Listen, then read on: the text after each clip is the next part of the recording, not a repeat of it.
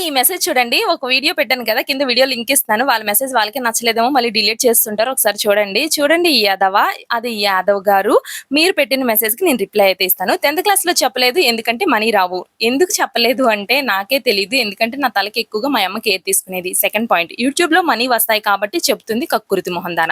నాకు ఇప్పటి వరకు యూట్యూబ్‌లో డబ్బులు రాలేదు. వస్తాయో రాదో కూడా నాకు గ్యారంటీ లేదు. ఏదైనా నా చేతి వరకు వస్తే గాని నేను దేన్ని నమ్మను. మీరు కూడా అంటే మనీ కోసమే ఇలా కక్కుర్తి పడి ఏమైనా పనులు చేస్తారేమో మరి నాకైతే తెలీదు. ఇప్పుడు థర్డ్ పాయింట్ రాళ్ళు రప్పలు తెచ్చి కొడితే హెయిర్ పెరగదు. నేచురల్‌గా పెరగాలి. తలలో పువ్వులు పెడతారు. నీ తలలో ఎందుకు పెట్టానండి పువ్వులు? ఆ రెసిపీ ఆ రెమెడీలోని పెట్టాను గానీ, రాళ్ళు రప్పలు తెచ్చి కొట్టారంటావా? అంటే హీరో ఆ వీడియోలో 'శతమానం భవతి' అని చాలా మంది పేర్లు చెప్పారు కదా! హీరో చెప్పింది కూడా రాంగే అంటారా? ఫోర్త్ పాయింట్ కొంచెం హెయిర్ పొడవు ఉంటే పెద్ద కటింగ్‌లు ఇస్తారంట. డాక్టర్ల కంటే యూట్యూబ్‌లోనే డాక్టర్‌లు అవుతారంట.